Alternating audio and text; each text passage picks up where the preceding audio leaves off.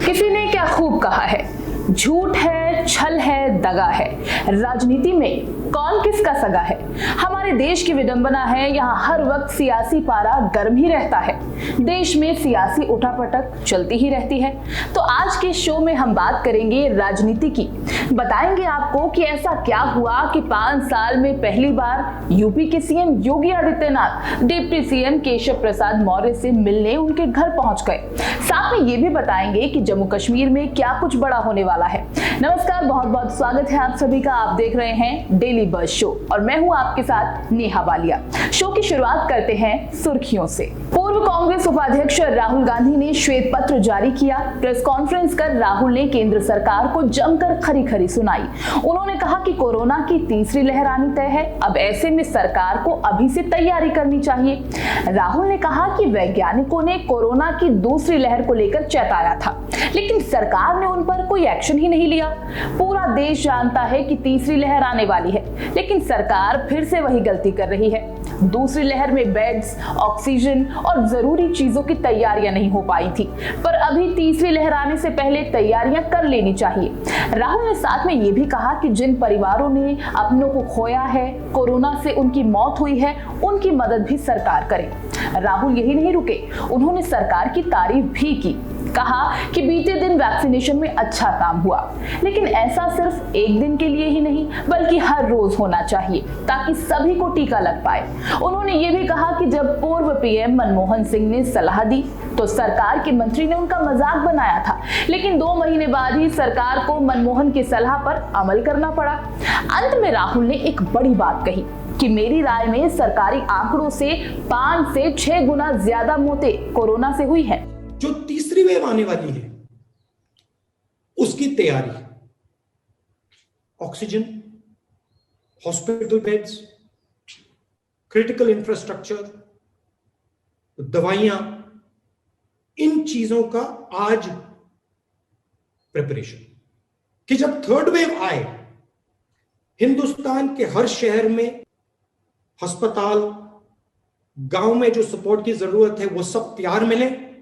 जिन लोगों को ऑक्सीजन की जरूरत हो उनको आसानी से ऑक्सीजन मिल जाए और बिना कोई कारण डेथ ना हो। जो नीडलेस डेथ है, जो एक प्रकार से लाखों लोग नीडलेसली मरे हैं सेकेंड वेव में, वो फिर से ना हो। राहुल के श्वेत पत्र पर बीजेपी का पलटवार भी आया।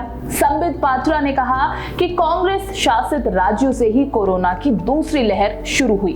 सबसे बुरा प्रभाव भी वहां पर ही हुआ।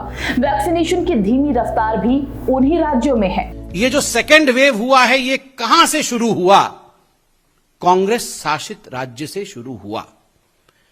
किन राज्यों में सेकेंड वेव का सबसे बड़ा असर पड़ा और सर्वाधिक प्रतिशत केसेस किन राज्यों में हुए? उत्तर कांग्रेस शासित राज्यों में हुए। सर्वाधिक मृत्यु किन राज्यों में हुए सेकेंड वेव के कारण? उत्तर कांग्रेस शासित राज्यों में हुए। राहुल की बातें सुनकर भले ही सरकार पक्ष के लोगों को लगे कि ये राजनीति कर रहे हैं, पर राहुल की बातें गौर करने लायक हैं। तीसरी लहर को लेकर वैज्ञानिकों ने सलाह दी है, सरकार को इस पर चिंतन करना चाहिए। बाकी मौतों के आंकड़े में हर जगह खेल होता ही है, चाहे वो कोरोना से हुई हो या फिर किसी हादसे से। सरकारी आंकड़े हैं, घटते बढ़ते रहते हैं। बहरहाल हम भी आगे बढ़ते हैं। कल यूपी में धर्मांतरण का मामला सामने आने के बाद योगी सरकार सख्त हो गई है। योगी सरकार धर्मांतरण कराने वाले आरोपियों पर रासुका लगाने की तैयारी कर रही है। साथ ही इनकी संपत्ति भी जब्त की जाएगी। गृह विभाग के अधिकारियों के साथ हुई बैठक के बाद योगी ने ये निर्देश जारी किए। जिन लोगों को रासुका के बारे में जानकारी न हो तो उन्हें बता दें कि रासुका यानी राष्ट्रीय सुरक्षा अधिनियम 1980 देश की सुरक्षा के लिए सरकार को अधिक शक्ति देने से संबंधित एक कानून है। ये कानून केंद्र और राज्य सरकार को किसी भी संदिग्ध नागरिक को हिरासत में लेने की शक्ति देता है। 23 सितंबर 1980 को इंदिरा गांधी की सरकार के दौरान इसे बनाया गया था। अगर सरकार को लगता है कि कोई व्यक्ति उन्हें या उनके देश की सुरक्षा सुनिश्चित करने वाले कार्यों को करने से रोक रहा है तो उसे हिरासत में लिया जा सकता है। राष्ट्रीय सुरक्षा अधिनियम के तहत हिरासत में लिए गए व्यक्ति को उनके खिलाफ आरोप तय किए बिना 10 दिनों के लिए रखा जा सकता है। अब लौटते हैं धर्मांतरण मामले पर। बीते दिन यूपी एटीएस की टीम ने दिल्ली के जामिया नगर से 2 मौलाना को गिरफ्तार किया था। दोनों आरोपी अब तक 1000 से ज्यादा लोगों का धर्मांतरण कर चुके हैं। जांच में पता चला कि ये लोग गरीब, मूकबधिर बच्चों और महिलाओं को लालच देकर उनका धर्म परिवर्तन कराते थे। अब योगी सरकार रासुका लगाने की तैयारी कर रही है। ये कोई पहली बार नहीं जब योगी सरकार किसी पर रासुका लगा रही है। इससे पहले भी कोरोना में दवाओं की कालाबाजारी करने वालों समेत ऐसे कई मामलों पर रासुका लगाया गया था। ये तो बात हुई यूपी की। अब आपको लिए चलते हैं कश्मीर, जहां की सर्द हवाओं में सियासी गर्मी बिल्कुल साफ झलक रही है। दिल्ली में सर्वदलीय बैठक से पहले आज यानी मंगलवार को गुपकार गठबंधन के नेताओं की बैठक हुई। इसमें सर्वदलीय बैठक को लेकर रणनीति तैयार की गई। पूर्व मुख्यमंत्री फारूक अब्दुल्ला ने अपने आवास पर people's alliance for Gupkar declaration या फिर यूं कहें कि PAGD की बैठक की अध्यक्षता की। फारूक अब्दुल्ला ने कहा कि सर्वदलीय बैठक में नेशनल कॉन्फ्रेंस, PDP समेत वो सभी दल शामिल होंगे जिन्हें PM का न्योता मिला है। हमें कोई एजेंडा नहीं दिया गया, इसीलिए प्रधानमंत्री और गृह मंत्री के सामने हम अपना पक्ष रखेंगे। वहीं दूसरी ओर PDP की मुखिया महबूबा मुफ्ती ने कहा कि हमसे जो छीन लिया गया है हम उसके बारे में बात करेंगे। जाहिर है महबूबा का इशारा अनुच्छेद 370 की तरफ था। साथ ही उन्होंने ये भी कहा कि राजनीतिक बंदियों को रिहा किया जाना चाहिए। पर महबूबा मुफ्ती का एक बयान जो जम्मू से लेकर दिल्ली तक हलचल मचा चुका है वो था कि कश्मीर मसले पर पाकिस्तान से भी बात होनी चाहिए। उन्होंने कहा कि कश्मीर में शांति के लिए ये जरूरी है कि पाकिस्तान से भी बात की जाए। ये पहली बार नहीं जब महबूबा ने कश्मीर मामले पर पाकिस्तान का राग अलापा हो। वो कई बार पाकिस्तान से बात करने की वकालत कर चुकी है। ये भी बता दें कि PM मोदी ने कश्मीर को लेकर 14 नेताओं की बैठक बुलाई है। वहीं दूसरी ओर केंद्रीय गृह सचिव अजय भल्ला जम्मू और कश्मीर में चल रहे राजनीतिक घटनाक्रम की पल पल की जानकारी हासिल कर रहे हैं। बीते 2 दिनों से कश्मीर में सियासी सरगर्मी तेज है।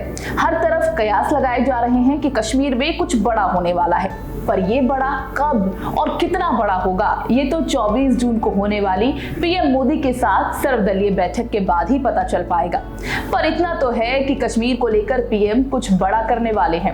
राजनीति की खबरों में बढ़ते हैं आगे और लिए चलते हैं आपको बिहार। बिहार के मुख्यमंत्री नीतीश कुमार लंबे समय के बाद आज देश की राजधानी दिल्ली पहुंचे।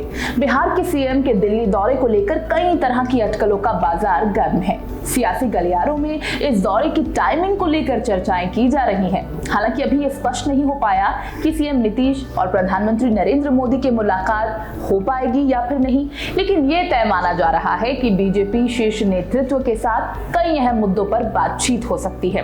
कहा जा रहा है कि प्रधानमंत्री नरेंद्र मोदी जल्द ही कैबिनेट विस्तार करेंगे। अब ऐसे में इस बार मंत्री परिषद में JDU भी शामिल हो सकता है। माना यह भी जा रहा है कि नीतीश कुमार JDU के उन नेताओं का नाम फाइनल करने पहुंचे हैं जिन्हें मोदी कैबिनेट में जगह मिल सकती है। कहा जा रहा है कि JDU के 3 नेता मोदी कैबिनेट में जगह पा सकते हैं। सूत्रों का कहना है कि मुंगेर से सांसद राजीव रंजन उर्फ लल्लन सिंह, JDU के राष्ट्रीय अध्यक्ष और राज्यसभा सांसद रामचंद्र प्रसाद सिंह उर्फ RCP सिंह और पूर्णिया से सांसद संतोष कुशवाहा को JDU कोटे से मोदी कैबिनेट में जगह मिल सकती है। जातीय समीकरण के हिसाब से लल्लन सिंह भूमिहार, RCP सिंह कुर्मी और संतोष कुशवाहा समाज से आते हैं। और जब हम कयास की बात कर ही रहे हैं तो ये भी बता देते हैं कि कयास यहाँ तक लग रहे हैं कि नीतीश कुमार के दिल्ली दौरे से क्या चिराग पासवान और BJP के रिश्तों में दूरियां बढ़ सकती हैं। दरअसल बिहार विधानसभा चुनाव में चिराग पासवान ने JDU को भारी नुकसान पहुंचाया था। इसका बदला JDU ने बेहद खतरनाक तरीके से लिया है। माना जा रहा है कि JDU नेताओं की शह पर LJP के 5 सांसदों ने पशुपति कुमार पारस की अगुवाई में बगावत कर दी है। पशुपति पारस ने अपने भतीजे चिराग पासवान को LJP अध्यक्ष पद से हटाकर खुद इस कुर्सी पर बैठ गए हैं। प्रधानमंत्री नरेंद्र मोदी का खुद को हनुमान बताने वाले चिराग पासवान इस वक्त अकेले दिखाई पड़ रहे हैं। इस बीच केंद्र में मंत्रिमंडल विस्तार की खबरों के बीच इस बात की भी सुगबुगाहट है कि पूर्व केंद्रीय मंत्री रामविलास पासवान के निधन से कैबिनेट में खाली हुआ मंत्री पद एलजेपी अपने लिए चाह रही है। मंत्री पद के लिए चिराग पासवान के साथ उनके चाचा पशुपति कुमार पारस भी उम्मीद लगाए हुए हैं।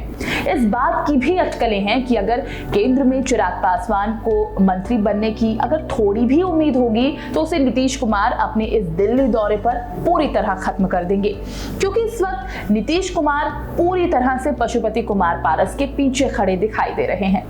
बिहार विधानसभा चुनाव में जेडीयू के तीसरे नंबर की पार्टी होने के बाद भी बीजेपी के केंद्रीय नेतृत्व की दखल से नीतीश कुमार मुख्यमंत्री की कुर्सी पर है। हाल ही के दिनों में लॉकडाउन लगाने, बांका मस्जिद ब्लास्ट समेत कई मुद्दों पर बिहार बीजेपी और जेडीयू नेताओं के बयानों में विरोधाभास दिख चुका है। कई मौकों पर दोनों दलों के प्रवक्ता आमने सामने भी हो चुके हैं। अब ऐसे में उम्मीद की जा रही है कि नीतीश कुमार के इस दिल्ली दौरे पर इन मसलों पर भी बीजेपी के शीर्ष नेतृत्व से बात हो सकती है, जबकि जेडीयू का कहना है कि ये नीतीश का प्राइवेट दिल्ली दौरा है। अब बात करते हैं यूपी की। कहते हैं दिल्ली का रास्ता यूपी से गुजरता है और दिल्ली में सियासी हलचल हो और यूपी में ना हो, ये बात कुछ हजम नहीं होती। आज अचानक सूबे के मुख्यमंत्री योगी आदित्यनाथ डिप्टी सीएम केशव प्रसाद से मिलने उनके सरकारी आवास पर पहुंच गए। ये पहली बार है जब सीएम योगी डिप्टी सीएम के आवास पर गए। सात कालिदास मार्ग स्थित केशव के घर पर दोनों नेताओं के बीच लगभग 1.5 घंटे तक बातचीत चली। अब बीजेपी का कहना है कि कोर कमेटी का केशव मौर्य के घर पर लंच था। यहाँ संघ के कृष्ण गोपाल समेत बीजेपी कोर कमेटी के सभी लोग लंच पर आए हुए थे, इसीलिए योगी भी पहुंचे। आपको बता दें कि मुख्यमंत्री योगी आदित्यनाथ का आवास 5 कालिदास मार्ग पर है। उनके आवास से एक आवास छोड़कर 7 केड़ी बंगला केशव प्रसाद मौर्य का है। कुल जमा मिलाकर कहें तो दोनों पड़ोसी हैं, लेकिन राजनीतिक पंडित कह रहे हैं कि जब अब तक नहीं गए तो फिर अब क्यों गए। आपको बता दें कि डिप्टी सीएम केशव प्रसाद मौर्य और मुख्यमंत्री योगी आदित्यनाथ के बीच मनमुटाव की खबरें कई बार आ चुकी है। ये पूरा मामला दिल्ली दरबार में भी पहुंचा था। पंचायत चुनाव में खराब प्रदर्शन के बाद पार्टी हाईकमान यूपी चुनाव को लेकर सजग हो गया और नाराज नेताओं के साथ सरकार में शीर्ष पदों पर बैठे लोगों के मनमुटाव को दूर करने की कोशिश शुरू हुई। इस कड़ी में पहले आरएसएस के दत्तात्रेय होसबाले और फिर बीजेपी के राष्ट्रीय संगठन महामंत्री बीएल संतोष ने यूपी का दौरा किया। बीएल संतोष ने लखनऊ में 3 दिन तक बैठक की थी और केशव प्रसाद मौर्य समेत कई नेताओं से मुलाकात की थी। बीएल संतोष ने पूरी रिपोर्ट बनाकर दिल्ली हाईकमान को सौंप दी थी। इसके बाद दिल्ली हाईकमान से मुख्यमंत्री योगी आदित्यनाथ ने मुलाकात की थी। प्रधानमंत्री नरेंद्र मोदी, गृह मंत्री अमित शाह और बीजेपी अध्यक्ष जेपी नड्डा से मुलाकात के बाद लखनऊ आते ही सीएम योगी आदित्यनाथ ने राजनीतिक नियुक्तियां शुरू कर दी थी, जो कई महीने से नहीं हुई थी, और इसके साथ ही संगठन में भी खाली पदों को भरा जाना शुरू कर दिया गया। इस बीच बीजेपी प्रदेश अध्यक्ष स्वतंत्र देव सिंह ने बयान दिया कि 2022 का चुनाव बीजेपी योगी आदित्यनाथ के फेस पर लड़ेगी। अब इस बयान पर डिप्टी सीएम केशव प्रसाद मौर्य ने कहा कि सीएम का फेस दिल्ली तय करेगा। दोनों के बयानों से लग रहा था कि सीएम योगी और केशव प्रसाद मौर्य के बीच बर्फ अभी पिघली नहीं है। बीजेपी के राष्ट्रीय संगठन महामंत्री बीएल संतोष एक बार फिर लखनऊ में डेरा डाले हुए हैं और पार्टी कार्यकर्ताओं से मुलाकात कर रहे हैं। अब इन सब के बीच सीएम योगी आदित्यनाथ के अचानक डिप्टी सीएम केशव प्रसाद मौर्य के घर पहुंचने को लेकर कई तरह की अटकलेबाजी शुरू हो गई है। हालांकि सरकार का कहना है कि ये एक औपचारिक मुलाकात है। यूपी को लेकर पार्टी नेतृत्व भले ही ये कह रहा हो कि वहां कोई कलह थी ही नहीं, लेकिन वहां अब भी योगी बनाम केशव मौर्य चल रहा है। केशव मौर्य 2017 में मुख्यमंत्री पद की रेस में सबसे आगे थे। पार्टी ने उन्हें चुनाव के मौके पर प्रदेश अध्यक्ष बनाकर ये संकेत भी दिया था। चुनाव रिजल्ट के बाद ऐन मौके पर उन्हें डिप्टी सीएम बनना पड़ा। केशव मौर्य 2022 में यूपी का चुनाव असम मॉडल पर चाहते हैं कि चुनाव में किसी को सीएम का चेहरा घोषित ना किया जाए, सीएम का फैसला विधानमंडल दल की बैठक में हो। हर जगह कुर्सी की लड़ाई है, कुर्सी का किस्सा है, कौन कितना ज्यादा ताकतवर है, बस इसी बात की जंग है। चाहे वो बिहार हो या यूपी, कश्मीर, राजस्थान, महाराष्ट्र, पंजाब हो या फिर दिल्ली। शो की शुरुआत में हमने पंक्तियां पढ़ी थी, झूठ है, छल है, दगा है, राजनीति में कौन किसका सगा है। ये बात इन राजनेताओं पर 100% मुफीद साबित होती है। आपसे हमारी एक बार फिर कल मुलाकात होगी। तब तक आप अपनों का और अपना बहुत बहुत ख्याल रखिए। शुभ रात्रि।